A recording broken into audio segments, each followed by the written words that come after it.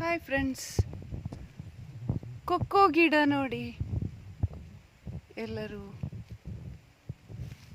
ಕೊಕ್ಕೋ ಇದೆ ನೋಡಿ, ಕ್ಯಾಂಪ್ಕೋ ಚಾಕ್ಲೇಟ್ ಮಾಡಲಿಕ್ಕೆ ಉಪಯೋಗಿಸುವಂಥದ್ದು. ಇದು ಹಣ್ಣಾಗಬೇಕು ನೋಡಿ. ಕೃಷಿಯಲ್ಲಿ ಅಡಿಕೆಯ ಜೊತೆಯಲ್ಲಿ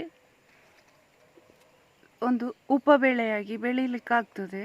ಕೊಕ್ಕೋ, ಬಾಳೆ, ತೆಂಗು ಇದೆಲ್ಲ.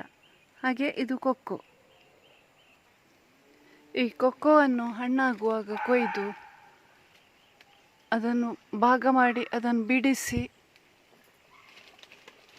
ಸೇಲ್ ಮಾಡಬೇಕು.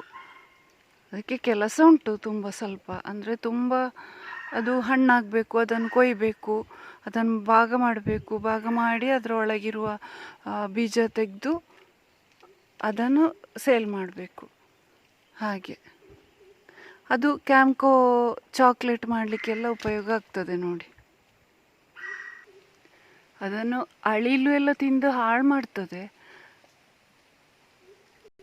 ಅಳಿಲಿಗೆ ಭಾರಿ ಇಷ್ಟ ಅದು ಕೊಕ್ಕೋ ಅಂದರೆ.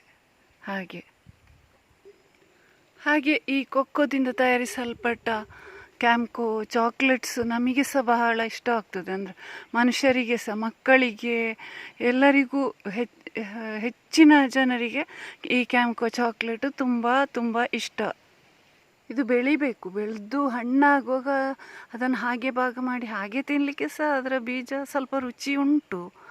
ತುಂಬ, ನಾವೆಲ್ಲ ಚಿಕ್ಕದಾಗಿರುವಾಗ ತಿಂತಿದ್ದೆವು, ತುಂಬ ರುಚಿ ಅದು ಸಹ.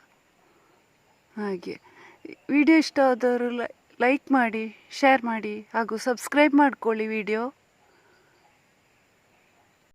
ಸಬ್ಸ್ಕ್ರೈಬ್ ಮಾಡಿದವರಿಗೊಂದು ಕ್ಯಾಂಪ್ಕೋ ಚಾಕ್ಲೇಟ್ ಫ್ರೀ. ಬಾಯ್.